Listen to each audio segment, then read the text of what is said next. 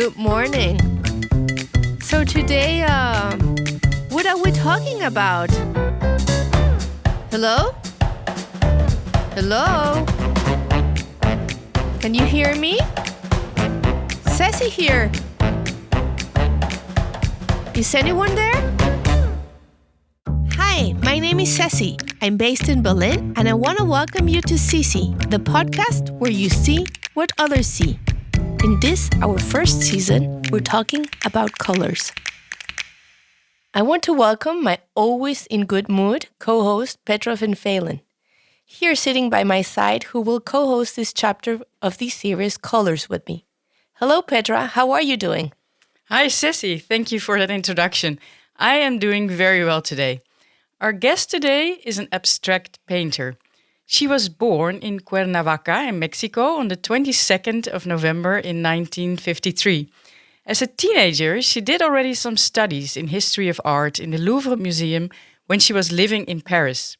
Later, from 1978 to 1984, she attended Robin Bond's independent workshop from the Royal Academy of London in Mexico City.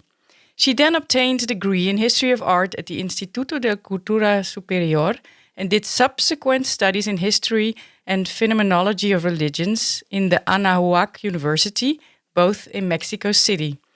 Her work has exhibited in multiple museums and galleries in Cuernavaca, Mexico City, Oaxaca, San Juan, Puerto Rico, Brussels, Paris, New Orleans, Tucson, Atlanta, Miami, Fort Lauderdale, Los Angeles, San Diego, and Washington, D.C., among others. Her paintings are also part of different collections such as the Terra Foundation in Washington, D.C., the Fundación Jumex in Mexico City, and the Patricia and Philip Frost Museum in Miami. Carol Damian, former director of the Frost Museum, wrote about her work.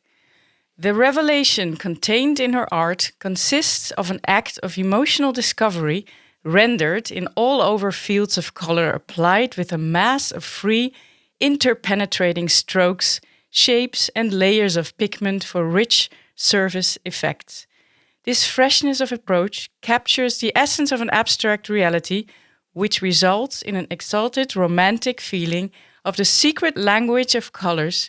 The artist we are talking about is Cecilia Rivera. Welcome, Cecilia. Thank you, Petra. Thank you, Ceci. Thank you for being here, Cecilia, and allowing us to chat with you. You were born in a city known by its beautiful, if not perfect, weather, exotic gardens, and chosen home from people like Maximilian von Habsburg, asylum seeker families like the royal family of Italy, the Savoys, Counts de Augusta, intellectuals like Elena Garro, Malcolm Lowry, and artists like Siqueiros, Joy Laville, Rufino Tamayo, and many others. What was to live in Cuernavaca in the 60s as a child and later in the 70s as a young adult? And do you think this cosmopolitan and aesthetically beautiful environment influenced you in some way regarding your paintings? Yes, it definitely had a big influence. You know, living in the upfield of the world at that moment, and I am maybe exaggerating a little bit, but it was an attraction for many personalities, interesting personalities, to go and live in Cuernavaca because of the beauty of its climate and the beauty also of the greenery. I mean, the land over there is so fertile. If you're eating a watermelon and you throw the seeds, you know next year you will have watermelons. So it is just an amazing place to grow up. I would remember that when I want to visit, family or friends in Mexico City, as a child, I would say, oh my God, they live in hell. I live totally in paradise. And yes, and it attracted personalities, very interesting, like Ivan Illich, like Eric Fromm, like Sergio Mendes. I mean, many, many very interesting people that were having a sort of a very revolutionary movement in the world. And for instance, Ivan Illich founded the CIDOC. It is an institution where they were contesting the Truman Doctrine. And so my sister was a very wonderful influence in my life. She was working there, and she would be part of those conversations, and she would take me there. So me as a listener, it sort of awakened the curiosity for other kinds of thoughts, another kind of reality, other kinds of meanings. So yes, that was very important to me. Yes, I can totally imagine. It really sounds like paradise, as you say. And I think growing up in Mexico with its fantastic light and colorful culture must influence your color palette. And Cecilia, you have a very strong sense of color in your paintings and the way you use and combine it. As the striking quote of Carol Damian describes it in the introduction, your work breathes energy. One color appears in many of your paintings, the powerful and lively color red. Does this color reflect a specific emotion or a meaning? Oh, yes, absolutely. When I think about the color red, I imagine like a huge womb, that embraces with a lot of passion, with a lot of love. It signifies that. It signifies life. And also, in addition to that, I can think about color red as blood, as being one of the most primitive, let's say, colors and feelings. Like, for instance, the cavemen, right? The cavemen, they knew that the blood was life. So they would, let's say, do some symbols in their dead bodies of their families, and they would do it with the blood. And of course, they depicted the reality, but they knew that blood was a symbol of life. So that is very important and very primitive. But for me, it's more what I'm telling you about this embracement of love. Yeah, wow. That sounds really beautiful and touching. Mm-hmm. I think Mexicans have no fear of using colors and have an intrinsic need, I think, to use colors also in daily life. But to use it in a way that it becomes art is a whole different story. What would you say is the most difficult subject or phenomena to depict with colors? For example, the sky or ocean or anything. I really was never interested in painting a phenomena or something like that. But most of all, I was interested in the archetypes. And for instance, I will give you an example. An archetype of a woman, okay, that is a mother, and then has to let go of their children, of course, when they grow up and everything. That is an archetype. And I painted a triptych about that. So my interest is more about the history of feelings and archetypes during the humanity history and depicted. Cecilia, you were pupil of Robin Bond, and I think it's important to make a brief stop here to give our audience some context. And it's going to be very brief because Bond's figure is tremendous and would need to have a podcast of its own. So Robert William Bond was born in Lancashire, England in 1916. He lived in Manchester, where he went to university to School of Art from 1932 to 1936. From the archives of Robin Bond found in Mexico City, we found this anecdote. He said, and I'm quoting him, "I suffered several years as a student when one of my teachers kept on telling me that I should model myself on another student with a lot of ability. You would never get to the Royal College of Art if you persist in your strange experiments. I was the only one who did get to the Royal College from that school, because my fortune was to have Henry Moore as my examiner."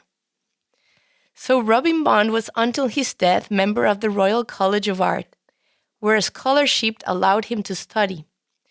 During the Second World War, he was influenced by the pacifists' ideas of philosopher Bertrand Russell. He opposed terribly to violence, of course, and volunteered in children care programs.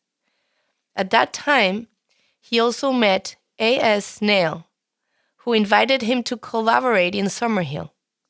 Later, he became advisor for the Museum of Modern Art in New York City and was a professor in the Antioch College in Ohio, as well as an active member of the New York Academy of Science. At that point in time, he was close friends with Kokoschka, Wilhelm Reich, and of course Henry Moore. And then he arrived in Mexico for good, where he collaborated with Matthias Goeritz. And he and Goeritz, they taught as professors in the architecture school of the Universidad Iberoamericana. And he also taught at the National University of Mexico. But then Robin Bond founded a workshop in Mexico City. And this workshop influenced art in Mexico tremendously and changed many lives for good. He will tell his pupils, think with your feelings and feel with your thoughts. Cecilia, who was Robin Bond to you? And can you sometimes see him in your paintings? Well, I had the fortune to live in Mexico City, very nearby his atelier. So I found him just by chance. I mean, I studied also before in Cuernavaca. I studied a lot of, designing and drawing and all of that. But I wasn't satisfied, really. I wasn't happy with it. So I really stumbled into the atelier of Robin Bond. And when I went in, I stayed there for more than 8 years. And he was really like a portal of knowledge. He was a free spirit, most of all.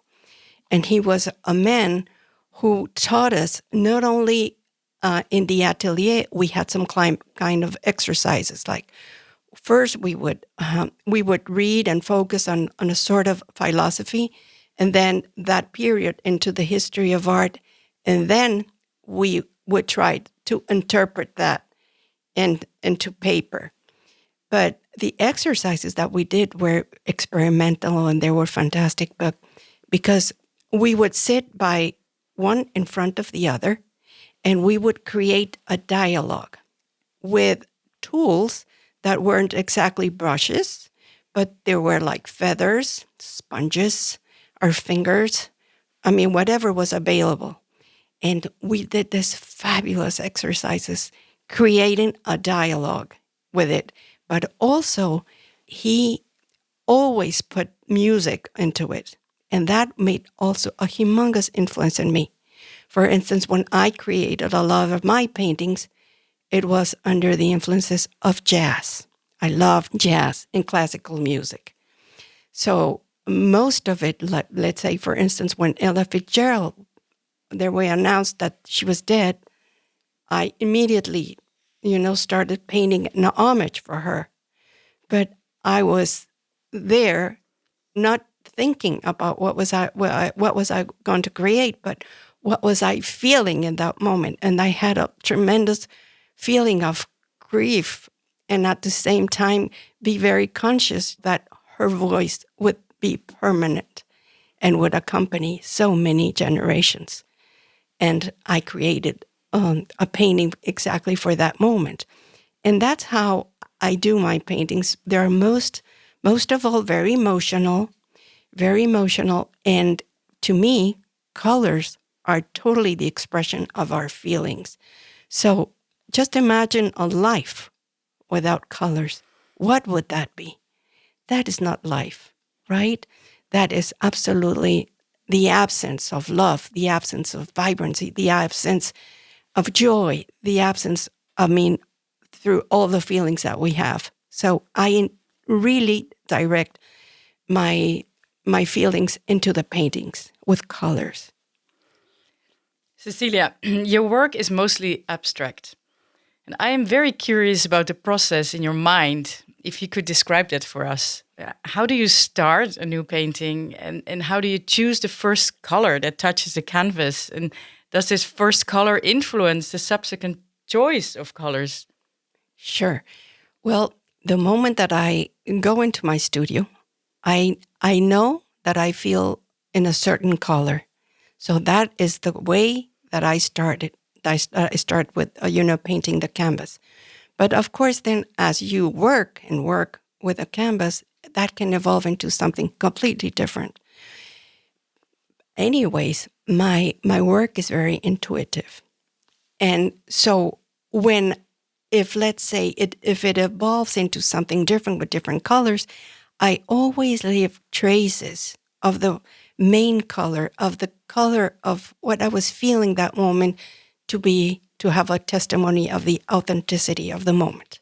So, Cecilia, after many years of living in Mexico City, you moved to Florida. And there was already a clear evolution in the paintings done while painting in Mexico. We could see a very elegant and warm palette of beiges and whistles of purples, perhaps some traces, the traces you were talking about before.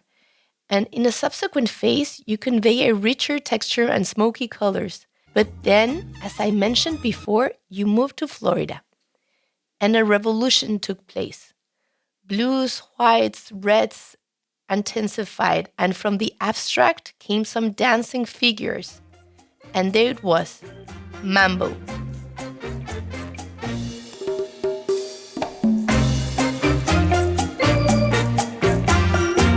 I must thank Misha here, our head of audio, for that.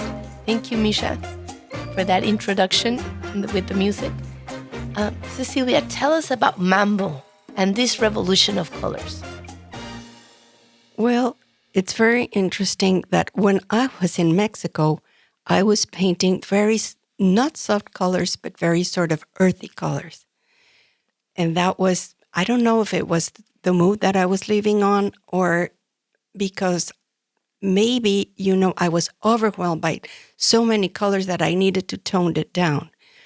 But those colors emerged very vibrant and very colorful when I was living in Florida. And it was because my auditive sense came like incredibly, it was a wonderful inspiration when I heard Gustavo Dudamel directing the Leonard Bernstein Mambo at the New York City Hall.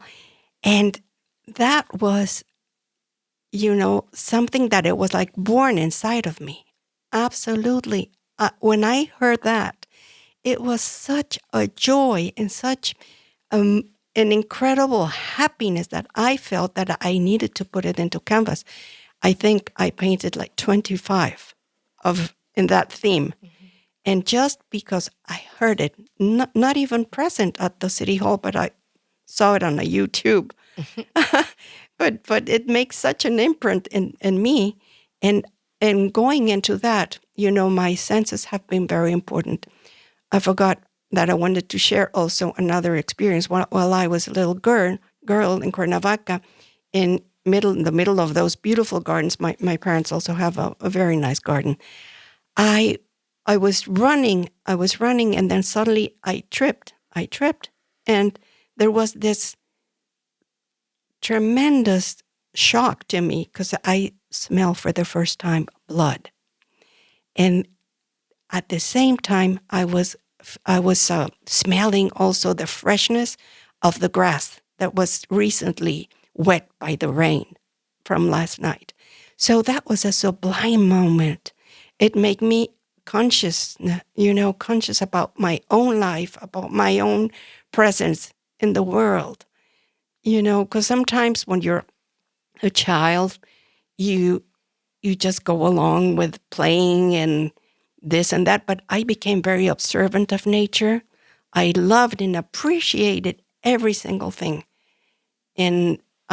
surrounding plants or trees or that here and there. So that was a big influence in me, that Gustavo Dudamel part. That was a vibrant moment in my life, and it changed it, and all those feelings of joy came reflected in those very strong colors. Well, thank you for sharing that anecdote. It was very touching. And I wanted to ask you something. Although each of their works are so different, your work was stringed together to Irma Palacios and Lila Carrillo's work into the same narrative in Mexican abstract painting, as if the three of you would be speaking in some way a common language. A Mexican art critic writer, and I'm going to ask Petra to cite him, please. He was an intellectual, Jaime Moreno Villarreal, wrote about this in the 90s. It is in the territory of feminine identity of Mexican painting that the interior vision has the deepest impact on such artists as Irma Palacios or the late Lilia Carrillo and now Rivera. In this context, Cecilia Rivera's work provides us with a notable battle of veils, a difficult work which consists of penetrating the soul, promoting the encounter of interior forces precisely in their expression on the canvas, blending the intimate with the cosmic. Now, the Oaxaca school is a very masculine, controlled, and closed movement from fabulous painters like Toledo and Hernandez. And this school, extremely strong and very influential in Mexico and Latin America, respected and recognized your work and the work of Irma Palacios and Lilia Carrillo. You were respected by this school. Why? Why do you think these three women were given this recognition in this absolutely dominant men's world or microcosmos? Well, I think because it was an authentic dialogue in the history of art. You know, from the work of Irma Palacios, from the work of Lilia Carrillo. From Lilia Carrillo, I admire her spirituality. And, you know, from Irma Palacios, I admired also her very heavy textures. And I was able to convey and to create the next step into spiritual and also those heavy, very heavy textures. So the heavy textures came from the stones, the very wonderful stones of the origin of Irma Palacios. And I guess the spirituality of Lilia Carrillo came in a point where she was more into that kind of realm. So I was able to convey and to create the dialogue and the next answer to do these two artists. So I think it was the authenticity of it that they saw it and that they maybe admired. Wow, that's beautiful, yeah. Cecilia, what did you learn from studying history of art about the effect of using specific colors? Or let me put it this way. Did your studies in history of art intellectualize in some way your paintings? Well, you know, at the beginning when you start studying and all of that, it is an influence. But for your work to be able, for you to be able to go forward in your own way, I think during every day that you have to work and work and work, and then you find your own palette, you find your own way of conveying the realities that you want to express.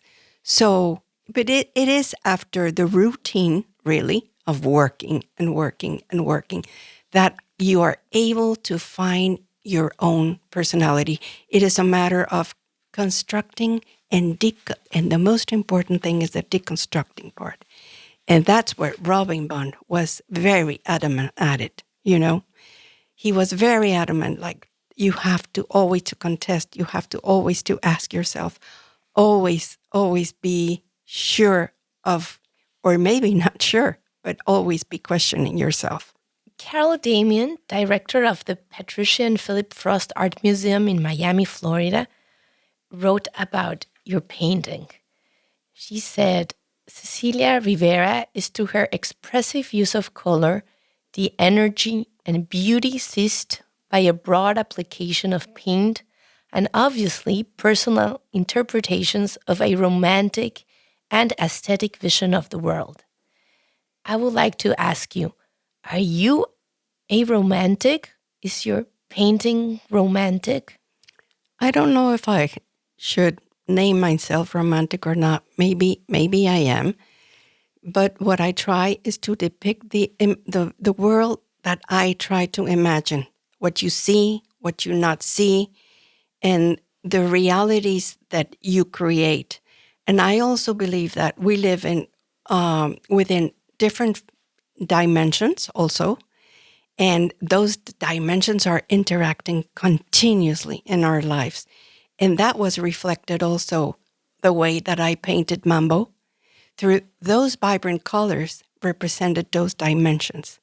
And for the first time I did some kind of it's a sort of a figurative little bit, sort of just images of men going in and out, dancing, and they were interacting into all those dimensions. And it's like thinking about the history of humankind and how we leave our imprint during the moment that we live, and we try to leave that sort of heritage for the other generations. And so that's the way that I depicted the Mambo. Mm-hmm. Yeah, but I'm still curious. Are you a romantic? Are you a romantic person? Maybe yes, I am. Life? Maybe I am a very romantic person. Maybe I am. In the way that I see things, the way that I observe, the way that I relate to others. I always want to be like your friend. It's not that if I want to know you, I want to be your friend. I'm not interested in just something very superficial. Life is too short for that. We have a last question for you. Yeah, Cecilia, as you already mentioned, it's hard to imagine a world without colors, a variety of colors. You say there is no life without colors. But if you had to choose, which color would you take with you in your next life? I thought about that question a lot. And for me, I would say first red, but I think I have evolved into a violet color, that it's much more spiritual. Okay, well, thank you very much for this beautiful and superb interview that you gave us and allowing us to travel into your world. Thank you very much. Thank you, Ceci. Thank you, Petra. Please be sure to check this chapter's description to find out more about Cecilia Rivera's work and present exhibitions. Thank you to our listeners, wherever you are, for having allowed us to share time with you. We will see you next time. Bye-bye. Bye. Bye.